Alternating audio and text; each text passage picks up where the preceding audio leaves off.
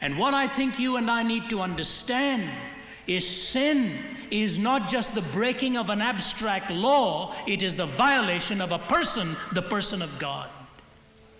And unless we understand that, we will never see it in its personal relationship to God himself. So that when God gives the law, it is not as though he's looking to see who's going to be good in relation to the law and who's going to be bad in relation to the law, but who is going to recognize God for who he is and who isn't.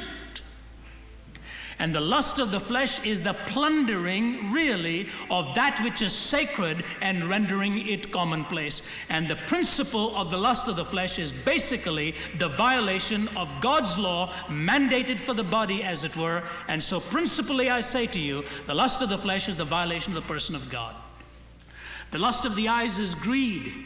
It basically takes that which is material and defines it as essentially spiritual. I was having breakfast with a fine businessman this morning, and I remember what he was saying as a brand new Christian. I found it very intriguing the way he said it. He said, I've lived with guilt for a lot of time because somehow we are made to feel guilty because we make money. And he says, only now I'm beginning to understand how that money can be used for the honor and glory of God. And I think that's a tremendous perception. I do not believe any man needs to feel guilty about making money or possessing money, but we need to feel guilty if we are possessed by it and if that makes us. There's nothing wrong with the boat and the water. The problem begins when the water gets into the boat.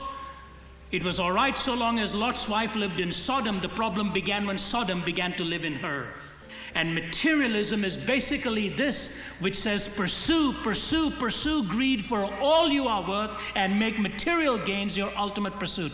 Before I became a preacher, I was the banqueting manager of a hotel in the city of Toronto. And every night I would see the lavish expenditure of money and celebration and food. 99 out of 100 times you'd never see anybody bow his head there and thank God for that food. It was almost a kind of a self-acclaimed recognition that I brought this by my own hands. And when you're locked into the business world, that immense pressure closes in. Make it big, make it big, make it big. Pursue till you climb up that ladder ultimately and become the all-powerful individual. God says that it is easier for a camel to go through the eye of a needle for a rich man, not because the man is a possessor of riches, but because in many instances it is hard to possess them and not be possessed by it.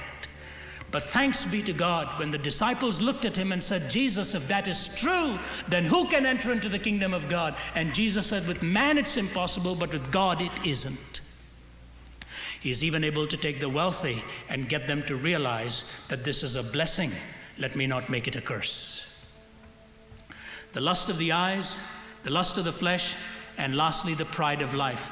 The pride of life, which basically says, I am so self-sufficient that I really do not need God. I am so self-sufficient, I really do not need God. I think there's one illustration that captures all of these three. It's a painting in Rochester, New York, of a man riding on a horse, holding on to the reins of the horse with one hand, reaching out for a jeweled crown with the other. And he's not able to grab the crown. It is eluding him, even though the horse is riding as hard as he can ride it. Underneath the hooves of the horse, he's trampling underfoot men, women, and children. But he cannot hear their screams because his eye is on that crown. And ladies and gentlemen, sin basically means to get your eyes off God, to get your eyes on the pursuit of merely earthly existence, and where you become the center of all that is, and man becomes the point of reference for you rather than God.